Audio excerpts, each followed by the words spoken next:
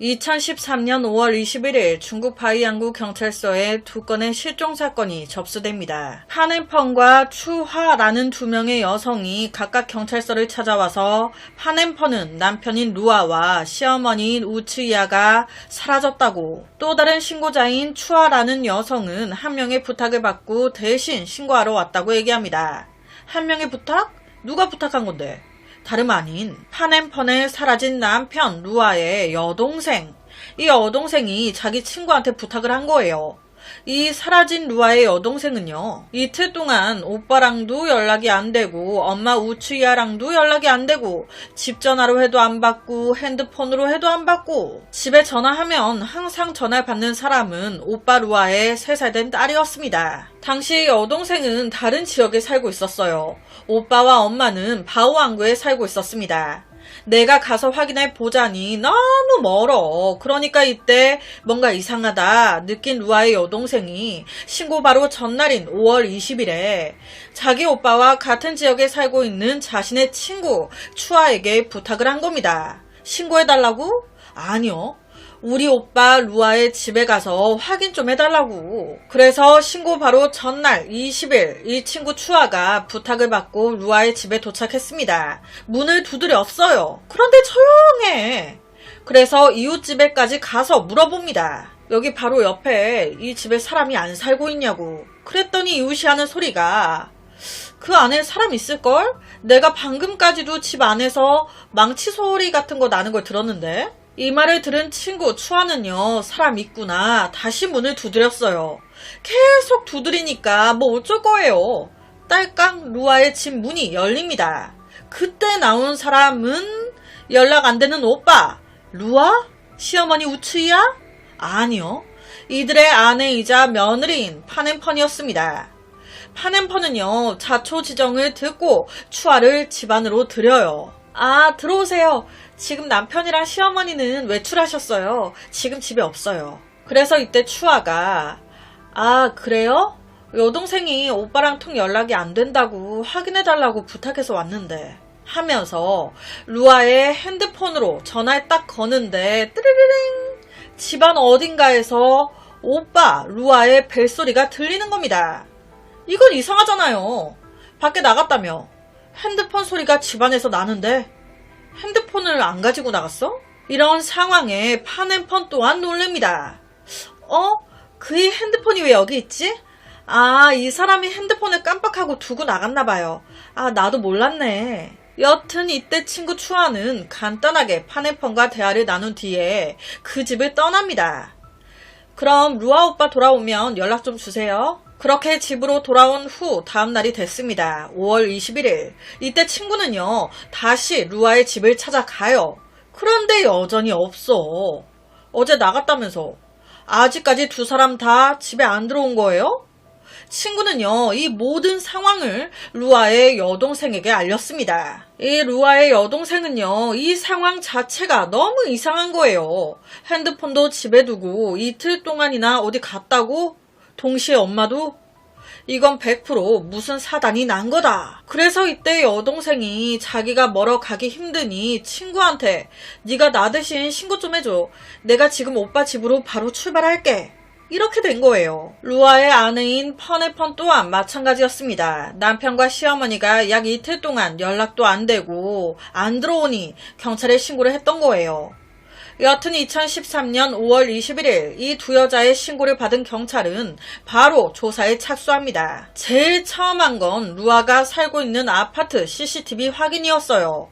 보니까 어라?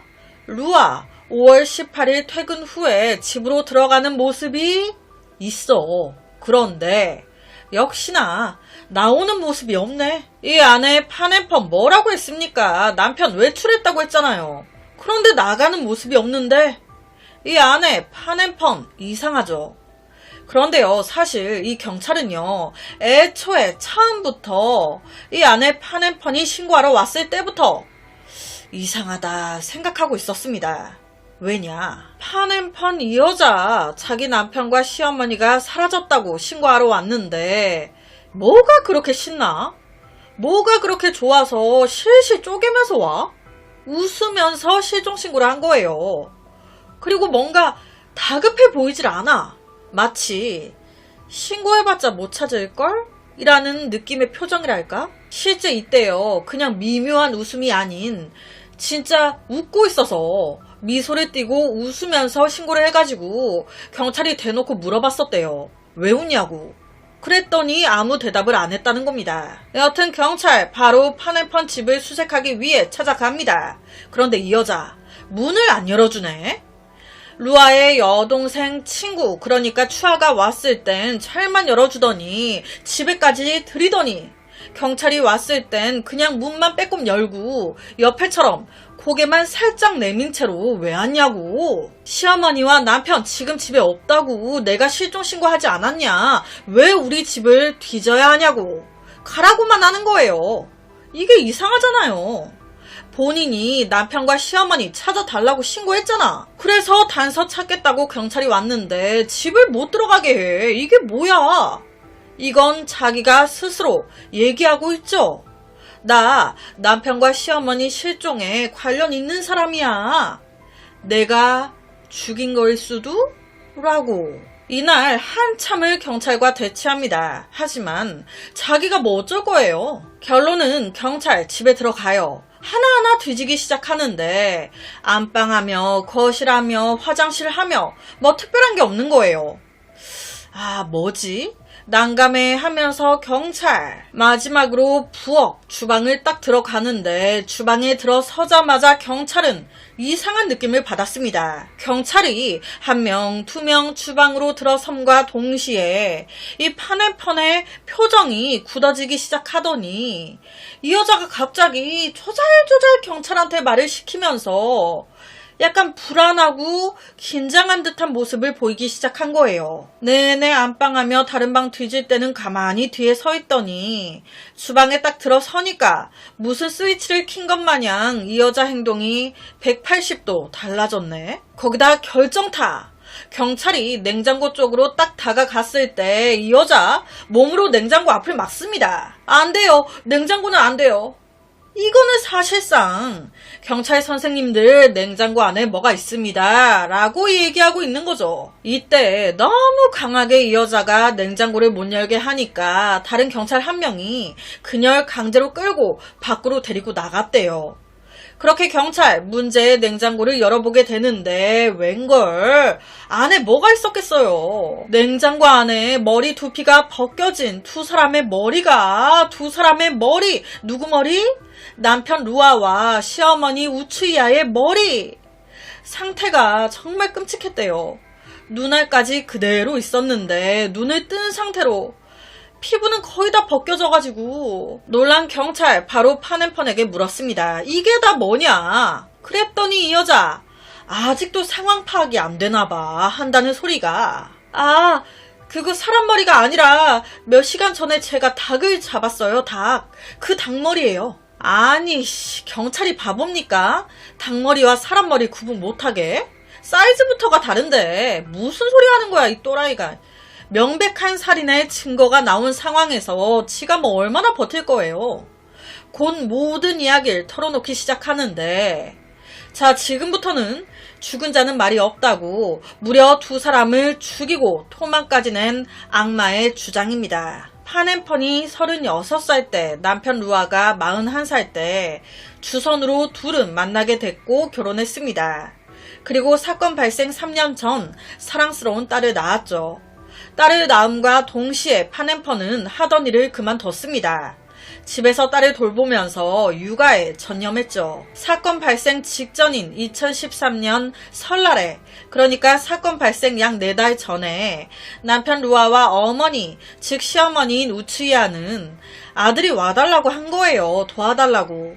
그러니까 아들 요청에 후난성에서 기차를 타고 바오왕구 아들 집으로 왔습니다. 진짜 시어머니가 집에 온과 동시에 파네펀 혼자서 아이를 보느라 너무 힘들었는데 조금 그 부담이 덜어졌어요. 처음엔 좋았지. 그런데 문제는 이 시어머니와 며느리가 같이 지내는 기간이 늘어나면서 갈등, 마찰이 생기기 시작한 거예요.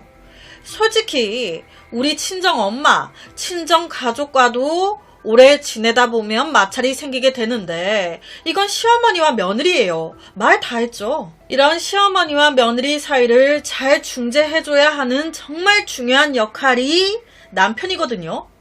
남편이 우리 엄마도 잘 알고 내 아내도 잘 아는 유일한 사람 아니에요.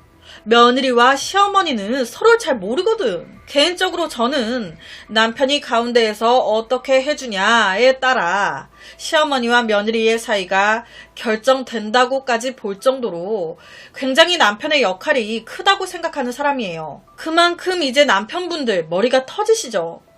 그러니까 고부 갈등으로 인한 스트레스라는 게 사실은 며느리와 시어머니만 받는 게 아닌 남편도 같이 받는 거예요. 이게 정상이거든.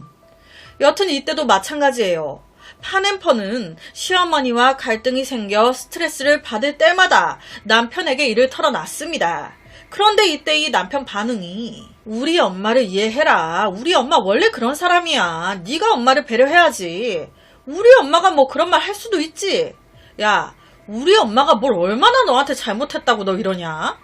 자기 말로는 100% 엄마 편만 들었다는 겁니다. 여기서 더 시어머니 플러스 남편에게 반감이 생겼다는 거예요. 왜 내가 다 이해해야 되는데? 내가 뭐 부처야? 우리 엄마는 안 그랬어. 누군 뭐 소중한 딸 아니야? 남편은요, 엄마와 아내 사이에 대해선 크게 관심이 없었어요. 그저 아내가 스트레스 받아 털어놓을 때마다 그냥 엄마랑 싸우지 마. 이게 끝. 어쩔 거야. 이해해야지. 끝. 이런 원망이 한 달 쌓이기 시작. 어떻게 되겠습니까? 어느 순간 폭발 직전까지 간 거예요. 그러다가 뻥 터진 날이 2013년 5월 19일 아침 7시경. 이때 파앤퍼는 일어나서 화장실에서 세수를 하고 있었고 시어머니인 우츠이아는 거실에서 TV를 보고 있었어요. 그런데 이때 3살 된 딸이 거실에서 놀다가 쿵 실수로 넘어진 거예요. 여기서 이제 시어머니가 한 소리를 한 겁니다. 너는 애를 혼자 여기다 두면 어떡하니? 네가 제대로 안 봐가지고 애가 다쳤잖아. 시어머니 입장에서 손주가 예상치 못하게 다치니까 속이 상했겠죠. 그러니까 세수하고 있는 파앤펀한테 와서 막 뭐라고 했다는 거예요. 네가 아이를 제대로 돌보지 못해. 내 손주가 다쳤다고. 그러니까 여기서 화가 난 파앤펀 받아친 거예요. 어머니는 뭐하고 계셨는데요? 저는 세수하고 있었어요. 그럼 어머니가 TV나 보고 있지 말고 손주 좀 보고 계시지 그러셨어요. 이 말에 시어머니는 또 기가 찼겠죠. 어머 얘 너 지금 뭐라고 했니? 며느리가 따박따박 대더니 열받은 시어머니 우츠이아가 옆에 있던 빗자루를 들고 막 때리기 시작했다는 겁니다. 네 엄마가 그딴 식으로 가르치디? 어디서 눈을 똑바로 뜨고 어머어머머? 자, 여기서 팩트. 이때 이 집에 남편 루아가 있었다는 거예요. 자고 있다가 막 소란스러운 소리에 일어난 겁니다. 아니, 내 엄마와 내 아내가 싸우고 있어요. 그럼 못해도 자초지정이라도 들어봐야 될 거 아니에요. 누구 편을 드는 게 아닌 싸움을 말려야 될 거 아니야. 그런데 이때 이 남편 무슨 일인지 묻지도 따지지도 않고 바로 엄마 편을 들기 시작한 겁니다. 엄마와 같이 아내 파앤펀을 때리면서 욕을 하기 시작한 거예요. 네가 감히 시어머니 우리 엄마를 때리고 욕해? 이게 미쳤나? 야, 네 시어머니야. 정신 차려. 이게 돌았나? 그렇게 아들까지 내 편을 들어주니 이 시어머니의 화가 좀 누그러졌겠죠. 그렇게 몇십 분 지나 빗자루를 들고 며느리 파앤펀을 때리던 시어머니 거실로 돌아가 다시 TV를 보기 시작합니다. 남편 루아는 아, 싸움 끝났네? 다시 자야지. 안방으로 들어가서 다시 자요. 이 상황에 속이 터지는 건 누구였겠습니까? 내가 왜 이런 취급, 이런 대우를 받으면서 이러고 있어야 돼? 혼자 덩그러니 서 있는데 서러움이 막 복받쳤다는 거예요. 감정을 추스리려고 거실에 지금 시어머니가 있으니까 남편이 있는 안방으로 같이 들어간 거예요. 가만히 침대에 앉아 남편을 보는데 와, 너무 잘 자. 바로 다시 잠들었네. 잠든 남편을 가만히 보는데 이때까지 서러웠던 모든 일들, 억울한 일들이 막 스쳐 지나가더라는 겁니다. 그러면서 나 앞으로 계속 이렇게 어떻게 살아? 막 너무 화가 나. 남편이고 시어머니고 나발이고 다 죽여버리고 싶어. 그래서 부엌으로 가가지고 압력솥을 들고 잠에 빠져 전혀 저항할 수 없는 남편을 수차례 가격해 죽인 겁니다. 여기서 죽일 때 조용할 수가 없잖아요. 남편 놀래서 반항했겠죠. 여튼 뭔가 안방에서 심상치 않은 소리가 나니까 거실에 있던 시어머니 무슨 일인가 확인하려고 안방으로 온 거예요. 이때를 노리고 있던 그녀 숨어있다가 안방으로 들어온 시어머니 뒤통수를 또 압력솥으로 가격해 죽인 겁니다. 이후에 그녀는 무려 두 사람의 시신을 화장실로 끌고 가 토막내기 시작했습니다. 그 이후 토막낸 시신을 비닐봉지에 담아요. 여기서 역겨운 건요. 이 토막낸 시신을 비닐봉지에 담을 때 3살 난 딸이 3살 딸이 계속 와가지고 안아달라고. 그래서 이걸 딸을 안고 했다는 거예요. 즉 딸이 다 봤다는 겁니다. 그렇다면 한 가지 궁금한 점이 생겨요. 냉장고 안에서 두 사람의 머리만 발견됐어요. 이건 왜 여기에 넣어둔 걸까? 먹으려고? 그 이유는요. 머리가 크니까 어디 둘 데가 없는 거예요. 어디에 둬도 다 눈에 띄어. 버리기에도 이게 난감하고. 그래서 짜잘짜잘한 것들은 변기에 흘러버리고 비닐봉지에 담아 밖에 쓰레기에 섞어버리고 머리만 우선은 냉장고 안에 보관해 뒀다가 적절한 때를 봐서 어떻게 처리하자. 그래서 우선 냉장고 안에 넣어놨다는 겁니다. 와, 간도 크죠. 냉장고를 썼을 거 아니에요. 그럼 그 열고 닫을 때마다 그 토막낸 머리가 보였을 텐데 아무렇지도 않았나 봐. 그러니까 파네펀이 주장하는 건요. 자기가 시어머니와 남편의 시댁살이, 학대와 통제를 견디다 못해 이런 극단적인 행동을 한 거라는 겁니다. 실제 경찰은 파네펀의 집 화장실에서 루아와 우츠야의 혈흔, 그리고 범행 도구인 압력솥 발견, 그리고 시신을 분해하는 데 사용된 칼과 망치에서 파네펀의 지문을 검출했습니다. 실제 이 사건이 알려지면서 많은 사람들은요, 그녀를 동정했습니다. 얼마나 시집살이 시켰으면 며느리가 이 정도까지 했겠냐. 그리고 어쨌든 남편 보고 시집 온 건데, 시집살이도 어찌 보면 남편 보고 버티는 건데, 이거는 남편마저 등을 돌려버리니 정말 힘들었겠다. 등등등. 그런데요, 이런 많은 사람들의 동정글이 올라오고 얼마 안 돼서 피해자인 남편 루아와 시어머니 우츠야의 가족들이 글을 올립니다. 루아의 여동생이 올린 건데 파넨펀 이 여자가 말하는 거 모두 거짓말이라는 거예요. 시집살이 전혀 없었다는 겁니다. 언론이 이 사건을 오랫동안 가정폭력 시집살이 당해온 여성이 가정폭력 시집살이에 저항하기 위해 남편과 시어머니를 죽인 사건으로 자꾸 포장을 하는데 우리 가족들은 이런 언론 기사를 보고 분노를 터뜨렸다고. 자기들이 아는 어머니 우츠이야는 평생을 힘들게 살아왔다는 거예요. 이 우츠야 아이를 낳고 얼마 안 돼 남편이 하반신마비. 그래서 혼자 아이 둘에 남편까지 거기다 플러스로 90대였던 당시 시어머니까지 모신 분이라는 거예요. 그러다가 남편과 시어머니가 돌아가시면서 홀로 사시고 계셨는데 사건 발생 4달 전 아들 루아가 도와달라. 그래서 문제의 집으로 오게 됐다는 거예요. 그때 우츠야의 나이가 거진 70세였다고. 그렇게 기가 센 분이 아니라는 겁니다. 이 남편 루아 또한 마찬가지예요. 연구원으로 경력도 최고를 찍고 있었고 매달 수입도 좋았다고. 같이 일하는 동료들 루아에 대해서 너무 좋은 남자라고. 인품이 말도 못하게 좋다고. 또한 루아 가정적인 남자였다는 거예요. 당시 그의 회사는 다른 지역에 위치해 있었대요. 집에서 좀 멀었다고. 그래서 그는 월요일부터 금요일까지 회사에서 살았다는 겁니다. 주말에만 집에 돌아갔었다는 거예요. 집도 그냥 가? 매번 갈 때마다 한 손 한가득 먹을 거에 선물에 이것저것 사가지고 그렇게 아내를 생각하고 자식을 생각하고 했던 남자다. 다른 가족들은요, 이 집안에 이런 갈등이 있는지 몰랐다는 거예요. 이 말을 믿기 힘들다. 왜냐? 이 시어머니가요, 이 집에 와서 같이 산 게 딱 4개월째였어요. 2013년 설날쯤에 아들 내외 집에 왔다. 그 후 4개월 만에 이 사건이 벌어졌다.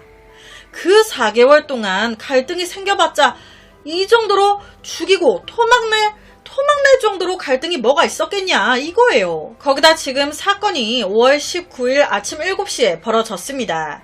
그런데 약 2주 전인 5월 6일 이 루아 가족과 다른 가족들이 모임을 가졌었다는 거예요. 이때 루아, 파넨펀, 그리고 시어머니, 또 루아의 여동생, 다른 가족들까지 다 본 겁니다. 그런데 그 자리에서 전혀 이들의 갈등 있는 모습, 갈등이 있다는 이야기, 좀 불편한 표정이라든지 아무것도 느끼지 못했다는 거예요. 오히려 그 자리에서 파넨펀이 시어머니가 계셔서 너무 좋다고, 어머니가 요리도 해주시고 어머니가 오시고 나서 정말 많이 편해졌다고 라고까지 말을 했었다는 겁니다. 사건 발생 2주 전에 시어머니와 며느리 갈등은 느끼지 못했다 하지만 남편 루아와 파넨펀의 갈등은 한번 느낀 적이 있었대요. 사건 발생 2달 전 루아의 아버지가 사망하고 비석을 세우는 날이었는데 이때 다른 가족들은 다 왔는데 파넨펀이 안 왔다는 거예요. 그래서 루아한테 물어보니까 아내 파넨펀이 자신과 이혼하고 싶어 한다고. 그런데 자신은 절대 안 된다고, 못한다고 하고 있다고. 나중에 듣기로는 이 시어머니가 같이 살았잖아요. 이 시어머니가 그걸 알고 이 며느리 파넨펀의 눈치를 더 보면서 며느리의 마음을 돌리려고 엄청 설득을 했었다는 겁니다.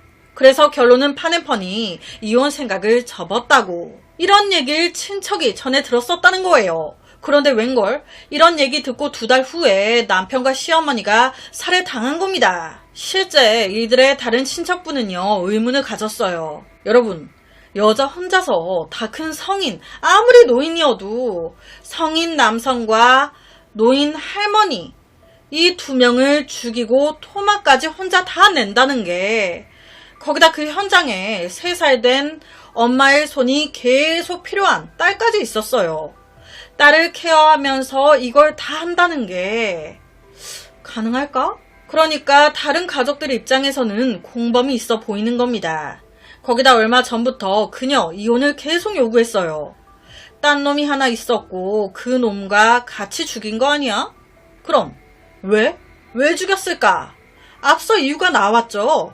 이 남편이 이혼을 안 해주니까. 자, 사건 당시 현장을 그대로 본 목격자가 있었습니다. 누구? 3살 된 딸. 사건 후 파넨펀의 3살 된 딸의 반응 또한 이상했어요. 아빠는 사망해버렸고 할머니도 사망했고 엄마는 체포됐습니다. 이 아이를 누가 볼 거예요? 그러니까 친척이 데리고 있었단 말이에요. 그런데 그 친척 집에서 이 3살 된 딸이 이상한 말을 한 거예요. 그 집에서 누구랑 살았어? 그랬더니 아빠랑 이모랑 할머니랑 살았어. 엄마를 이모라고 부르는 거예요. 가족들이 또 물었어요. 그날 집에서 뭐 본 거 있어? 아빠랑 할머니랑 뭐 어떻게 했어? 살살 유도해서 물었더니 그 어린 3살 된 애가 어눌한 말로 아빠가 삼촌이랑 막 싸웠어. 삼촌이 아빠를 때렸어. 그걸 본 할머니가 삼촌을 말렸어. 딱 요 정도. 그 삼촌이 누구냐고, 왜 엄마를 이모라고 부르냐고. 이 이후에 이제 추측에 대해서는 경찰이 자세하게 언급하지 않았어요. 그리고 이 딸의 나이가 어리기 때문에 이 딸의 말이 증거가 되지 못했습니다. 공범의 증거가 나온 것도 없고, 그러니까 모두 추측. 이 3살 된 딸은요, 결론은 이모부가 입양을 했대요.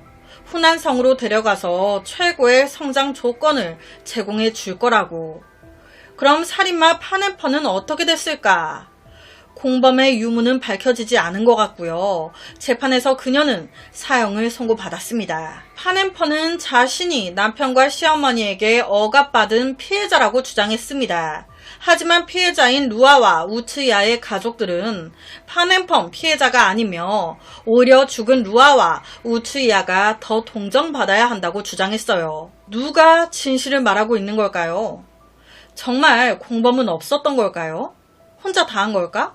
제 개인적으로는 시집살이 없었고 공범이 있었을 것 같아요. 그런데 공범 유무는 따로 더 깊게 조사하진 않고 그냥 파넨펀을 재판대에 올리는 걸로 끝낸 것 같더라고요. 이 시어머니가 아들 도와주러 갔다가 무슨 일입니까? 이 아들 루아 또한 주말만 보는 주말 부부였다고 하는데, 그러니까 이 파넨펀 애초에 신고한 것부터가 죽인 남편의 여동생의 친구 추아가 찾아왔잖아요. 자기 혼자 얼마나 쫄렸을 거야. 그러니까 자기도 피해자인 척 연기하려고 경찰서에 와서 실종 신고를 한 건데 이때 웃었단 말이죠. 이게 진짜 악마인 것 같아요. 한번 찾아봐요. 내가 죽여서 못 찾을 텐데. 이 마음이 있으니까 신고하면서도 웃은 거 아니에요. 도대체 무슨 생각을 한 거지? 와, 소름입니다. 한순간 부모를 모두 잃어버린, 오히려 최악의 순간을 함께 겪어버린 이 어린 딸이 불쌍한 따름이에요. 오늘 제가 준비한 사건은 여기까지입니다. 어떻게 들으셨나요? 매일 저녁 10시 25분 모미지 업로드, 구독과 좋아요, 그리고 새로운 영상이 올라갈 때마다 뜨링뜨링 알려주는 알람 설정까지 한 번씩 부탁드립니다. 내일 저녁 또 다른 사건으로 찾아뵙겠습니다. 내일 봬요.